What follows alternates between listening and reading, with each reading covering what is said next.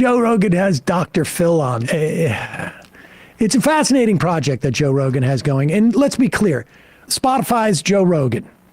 That is the way that I think our style guide now refers to him. Corporate media Joe Rogan? But this corporation, Spotify, needs to take responsibility for the product that they are profiting off of and they are producing, or at the very least, publishing. I mean, he's getting paid hundreds of millions of dollars to produce this show for Spotify to receive its revenue. Now, whatever their, this isn't a licensing agreement because it doesn't play anywhere but where Spotify says it can go. This is, in fact, the fact that they're now putting it on YouTube is an indication that all the revenue is probably going back to Spotify. And Spotify, I mean, they just cut 1,500 jobs. Spotify owns its prominence because basically the record label said, hey, play our musicians' music and take all the sort of the monopoly on that. And then instead of paying those instruments, no music artist is like, yeah, Spotify was really good for me. They're giving $250 million to Joe Rogan. Yeah, he got a raise, to your point, in terms of like in between him making some of his most outrageous statements, they rewarded him financially. Here is Dr. Phil. Very beginning of the conversation, just see how fast Joe Rogan gets into his Republican shit. Looking for something to do. I don't have to look very far. Yeah. It's a wild time of mass confusion, people losing their fucking minds. Very strange. Yeah, it really is. And, I keep thinking this is about as crazy as it can get. And then I get up and you see the NYPD dance team. I haven't seen that. Okay, here we go. All right, you got to show me. Hey, pause it for a second. Listen, I'm not quite there yet, but if you guys see me at age 73 wearing my brand new Sky Mall purchased leather biker's coat, pull me aside. Joe's looking into his future there. I mean, they look like they could be father and son, and they have a lot in common. It's a great positive Joe here, too. They have a lot in common. They both enjoy pseudoscience. They both like exploiting kind of anxiety about medicine for the public. They appear caring in mainstream media and get large checks appearing concerned when actually what they're doing is cultivating people's anxieties. And let me just guess, this is not going to be the critique that, like, I saw AOC tweeted out this video and was like, this is what our tax dollars are going towards instead of cultivating a universal child care here in New York City, for example. Just more and more money for the NYPD. That's not where they're going to go with this? Well, we'll find out. The NYPD in the middle of the craziest migrant crisis anybody's ever experienced, in the middle of places where you attack police officers, violently attack police officers, and you release with no bail, like that, right back out on the street. This is the NYPD dance team. Well, pause it for 1 second. I'm just not going to let that go by. The attacked police officers, we played this video, and if you look at the video, it is quite clear that the cops attacked these guys first. And I also want to make this clear. Whether you believe that the cops have the right to tell people you can't stand here in the middle of Times Square, where I got news for you, everyone is just standing everywhere. Whether you believe that or not, the video makes it quite clear they were leaving. They were walking away. The immigrant who this cop grabbed, his back was to the cop because he was walking away. And they waited for the last straggler and they grabbed him and threw him down. And these cops dancing does not get in the way of keeping those guys in Rikers, Joe. So, well, let's hear them out. They developed a dance team. You remember when you were a kid and you thought about the fall of the Roman Empire? And you were like, did they see it coming? You think this is a clue? Pause it. You know what the irony is of all this is that literally, and I don't know how much money they put into that dance team. I mean, maybe maybe the police department paid for the uniforms, or maybe it was just like in the same way that like we might have a softball team here with this thing. I don't care. The idea that they're promoting it, it's ridiculous. But if you want to look for something that indicates the fall of the empire, I would suggest it's actually these two guys being the most consumed news program in the country.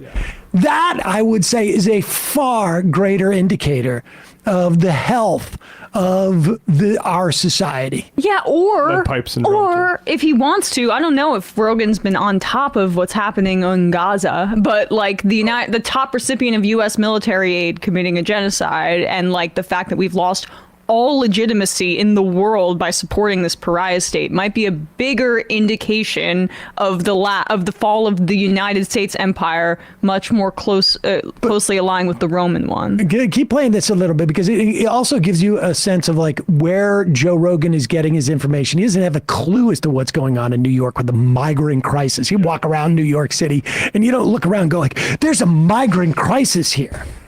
Go ahead.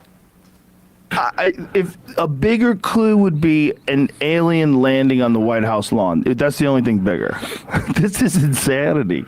The fact that they would put this on television. First of all, is this the news? What is this that they put this on, Jamie? I think it's the New York news. Yeah. Okay. Isn't there a lot of other shit that's the news? That's like really right, pause important. it It's again. so high. I need to make a point about local news. And this is media literacy 101. Local news gets all of their news basically from police departments already. It is what like drug ring did you bust that you took pictures of your bust and can give us to us. They source they basically like having a reporter just regurgitate whatever the local police department told you, so you can scare your people into watching again tomorrow at 10:30 p.m. Yeah. There's never any substantive news on these kinds of programs, but he doesn't know that or doesn't care. Is there any more to this? Let's go a little bit more. To know about right now. You know what? I'll tell you, anything that lifts morale with law enforcement right now, That's true. you got to give them that. Anything that lifts the morale and bonds them, because they got the lowest morale ever, and I don't blame them. I don't blame them either. This is not the solution, but they should be massively funded, not defunded. You should train them better. You should, if you've got all these situations with people, you got people that, I mean, how much training is involved today? All right, we can kind of give it up there. They've moved on. Oh, he's so high, he doesn't even know what he's saying. Honestly, I mean, he's so high, he doesn't even know what he's saying. But here, let me give you a sense of like where he's got this kick from. Like, we're watching the fall of civilization because there's some women who work at the police department are dancing. I mean, again, yes, I think that is a shiny object, and the real issue is like how much money they're getting is the problem. But play this clip of Brett Weinstein, and this is where Joe Rogan's getting his ideas from.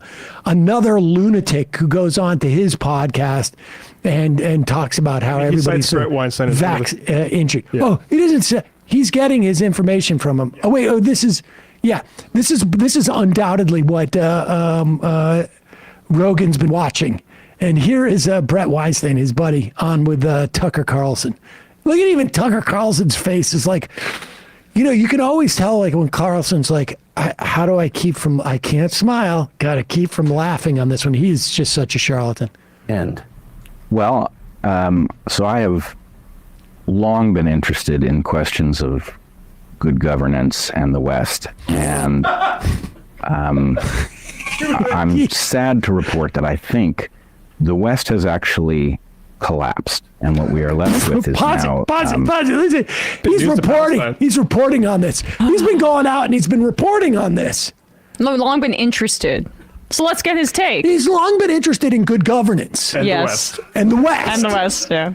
But now he's having to report after his time he's put into the shoe leather to find out that the West has collapsed. Wow. Nobody else knows this. Breaking. Incidentally, That guy's not an adjunct anymore. nobody else knows this, but the West has collapsed. Well, So I have long been interested in questions of good governance and the West, and I'm sad to report that I think the West has actually collapsed, and what we are left with is now a nebulous echo. The values of the West still function, but they function in a vague way, and we have seen that they can evaporate quickly under the right circumstances. I suspect, and I really don't know, I don't think anybody knows, but I suspect that some powerful set of forces has decided that consent of the governed is too dangerous to tolerate, and that it has begun to unhook it. Okay, there's Tucker Carlson capitalist. looking at him, trying to like not laugh. First off, he's just come back from Russia. Okay, Tucker Carlson has. Okay, in terms of like the consent of the government.